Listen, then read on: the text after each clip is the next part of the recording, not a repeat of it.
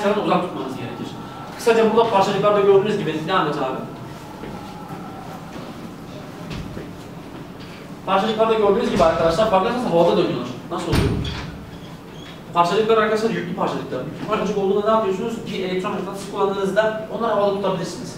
Çok güçlü bir mıknatıs kullanırsanız bunları kontrol altında tutarsınız.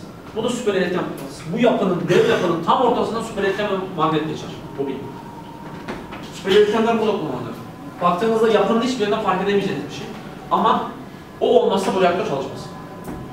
Önemi bu. Yani basit bir çalışmayla birçok alana yayılabiliyorsunuz. Göstereceğim. Devam edelim abi. Parçacık hızlandırıcılar arkadaşlar. CERN duymuşsunuzdur zaten. Hepiniz biliyorsunuz. CERN'de arkadaşlar süper elektronlar çok farklı amaçlarla kullanılırlar. Bir, parçacıkları hızlandırmak için. Çok farklı yapıları var. Detaylarına girmeyeceğim. Bu ADEF rezonatörleri denir bunlara. Boşluklu böyle şeylerdir. Gördüğünüz gibi arkadaşlar hani bombeli yapılardır. Bu şekilde elektronlar burada bir değişken alana tabi tutularak hızlandırılırlar. Bir direkt magnetler vardır. Onlar da hızlandırma için kullanılırlar. Bir de sensör olarak kullanılırlar. Parçacıkları çarpıştırdınız, bazı parçacıklar ortaya çıktı. O parçacıklar ortaya çıkarken elektromanyetik değişim yaratırlar. Elektromanyetik değişimleri de bobinlerde yakalarsınız arkadaşlar. Şu gördüğünüz o grigorlar var ya, şunlar arkadaşlar. Bunlar süper iletken bobinler. İçinde var. Dev yapılır. CERN. İnsanlığın yapacağı en büyük yapılardan birisidir arkadaşlar. Akıl almaz yapılır ve tamamıyla mekatronik mühendisidir. Bunu çok net bir şekilde söylüyorum. Tamamıyla mekatronik mühendisidir. Mekatronik mühendisliğinin tavan yaptığı noktalardan birisidir. Füzyon reaktör de öyledir. Bunları ulaşılmaz düşünmeyin, çalışanlar normal mühendisler arkadaşlar. Yani bir yere gidemem, edemem, yapamam gibi fikirlere kapılmıyorsunuz. Kapılmamalısınız, hiçbir zaman da bunu yapmayın. Çalışın, ilgilenin, emin olun sizi alıyorlar. İstediğiniz yere gidebilirsiniz. Hiçbir sıkıntı yok, özgürsünüz. Devam et. Bu neydi? İnşallah.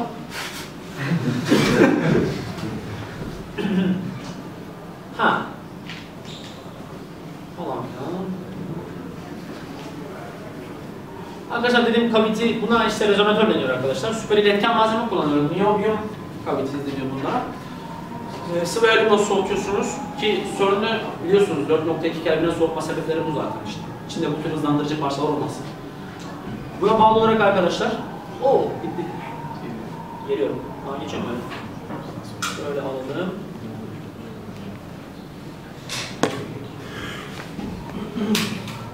Soğutma tankları arkadaşlar genel olarak bunlar. Hızlandırıcı yapılar zaten burada. Gördüğünüz gibi hızlandırıcının içi, bu bahsettiğimiz az önce hızlandırıcılardan bir tipinin içi.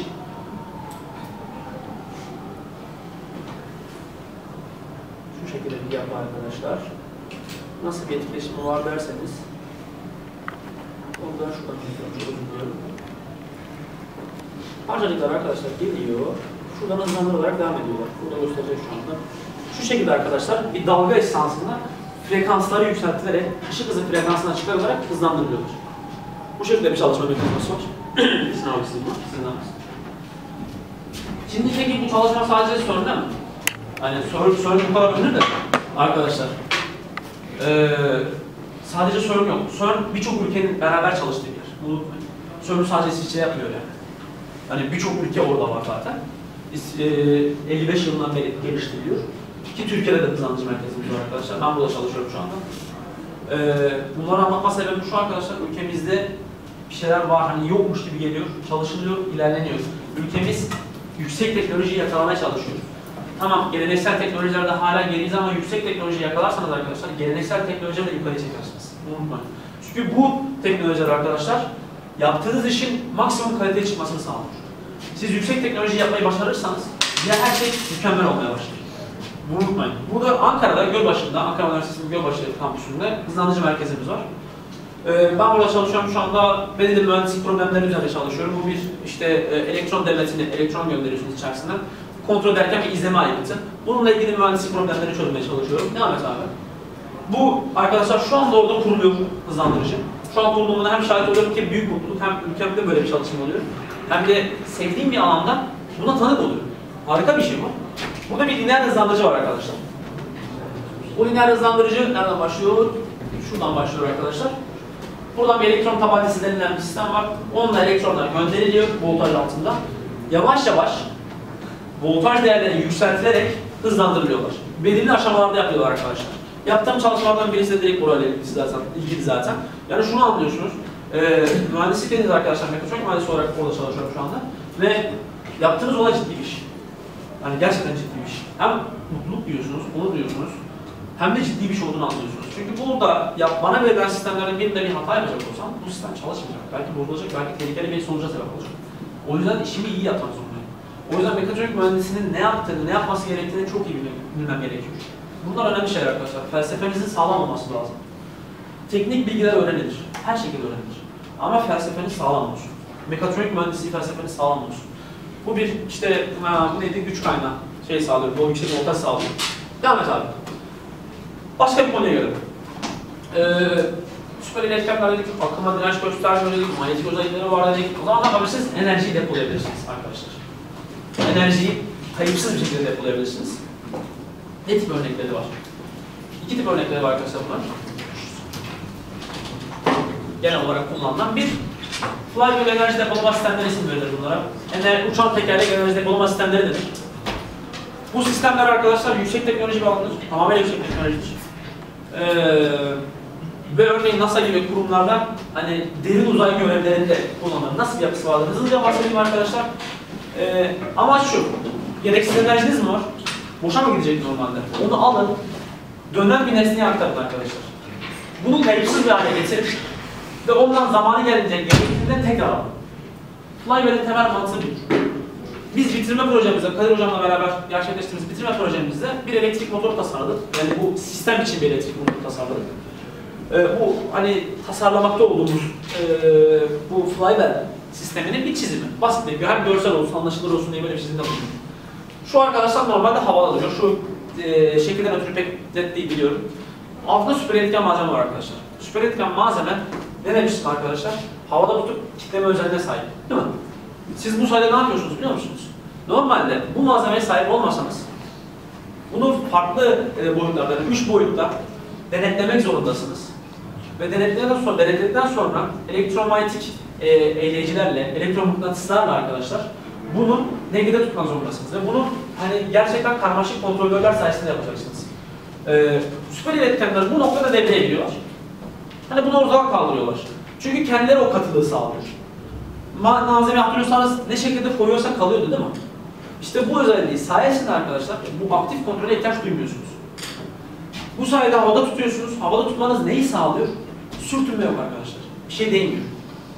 Havada tutuyorsunuz. Bir mekanik teması yok. Ve elektrik motoru da zaten bildiğiniz gibi stator ve rotordan oluşur. Rotor ve stator da birbirine değmez. Bu içine devam eden bir yapıdır. İçinde rotor vardır. Ve rotor elektriksel enerjiyle beraber dönmeye başlar. Kısaca temassız bir şekilde döndürürsünüz. Enerji kaybınız yoktur.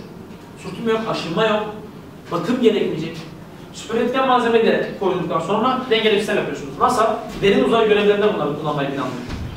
İlk kullanıyor da zaten. Arkadaşlar niye? Farkındaysanız bunu kapalı bir kutu haline getirmiş. Kapalı kutu haline getirmesinin sebebi şu arkadaşlar. Bu sistemler arkadaşlar, literatürde de var bu. Dakikada 100 bin ile 300 bin derece kadar çıkabiliyorlar. Enerji depolama sistemleri. Çok yüksek bir hız.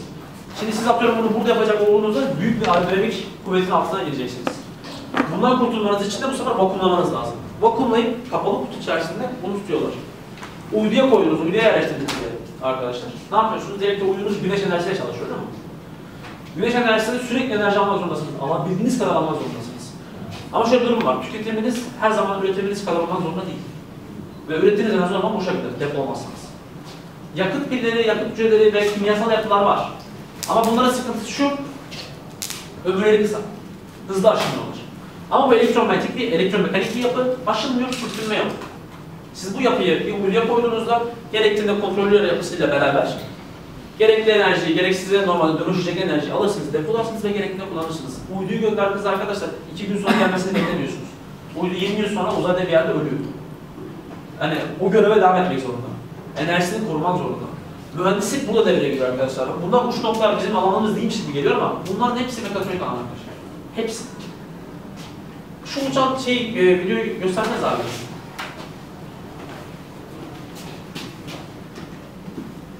Temel olarak böyle bir yapısı var arkadaşlar. Atıyorum elektrik akımını aldınız. Döndürdünüz bu sistemi. Mekanik bir yapıyla bunu depolamış oluyorsunuz. Sonrasında mekanik kapıyı tekrardan döndürerek elektrik akımını geri alabiliyorsunuz veya mekanik sistemlerle bağlantı yapabiliyorsunuz. Yaptığımız sistem bu zaten. Hani yapmaya çalıştığımız, amaçladığımız sistem buydu. Bu şekilde mantık. Elektrikle döndürüyorsunuz. Elektrik kesildiğinde sonradan geri sisteme verebiliyorsunuz. İstediğiniz şekilde arkadaşlar. Devam et abi. Buraya geçebiliriz artık. Hızlanalım biraz. Yok tüm slide. Bu ikinci depolama sistemi arkadaşlar. Bir tane daha var. Bu sistem arkadaşlar basit ve çok güçlü bir sistem. Olay şu, bunun içinde sadece bir şey var, elektron mıknatısı var arkadaşlar. Arkadaşlar elektrik enerjisini, sıkıntı şu diğer sistemlerde. Elektrik enerjisini bir şeye dönüştürmek zorundasınız. Çünkü niye? Normal bir iletkenden geçecek olursanız kaybolacak. Isınacak ve ortadan kaybolacak. Süper iletkende böyle bir sıkıntı yok. Elektron mıknatısı olarak kullanırsınız, elektrik akımını olduğu gibi depolarsınız. Bunlar çok yüksek amperlere kadar çıkılabiliyor arkadaşlar. Dev yapılar oldukları için 10.000 amper civarında çıkılabiliyor süper iletken üzerinde. Ki süper iletkenler arkadaşlar milimetre karesinden 5.000 amper geçirebiliyorlar. Milimetre karesinden, tabii hepsi değil, belirli tipleri. Milimetre kareden, sadece milimetre kareden 5.000 amper geçirebiliyor arkadaşlar. Bu muazzam bir enerjimiz. Soğutma sistemini kurarsınız, elektron mıknatısı enerjinizi depolarsınız ve bu sistemi kullanarsınız. Niye böyle bir sistem var arkadaşlar? Şehirlerde arkadaşlar enerji üretiliyor. Ve enerji üretilirken arkadaşlar bazı zamanlarda özellikle gecelerde fabrikalar atıyorum bir anda şalter indirildiğinde enerji boşa gidiyor. Ama siz o anki enerjiyi yani normalde hatla gidecek enerjiyi, boşa harcanacak enerjiyi buna yönlendirirseniz gün içerisinde aniden bir enerji ihtiyacınız olduğunda bu sistemi alabilirsiniz. Ve en güzeli elektrik olarak depoluyorsunuz. Bir dönüşüm gerektirmiyor. Olduğu gibi alıyorsunuz. Kayıp yok. Tamam abi. Bu tedaviler MR cihazı arkadaşlar. İçinde süper iletken var bunda. Üstünüzden sıvı her gün geçer. 4 Kelvin civarında. Pek bilmiyoruz hepimiz genellikle bunu ama neyin altına girdiğimizi bilmemiz lazım. Bu cümleyi kurmak istememiştim. Arkadaşlar hani olay şu, fiziğine çok girmeyeceğim. Çok da detaylı bilmiyorum zaten de. Temel olarak yaptığı şey şu arkadaşlar, vücudumuz su yapısına sahip.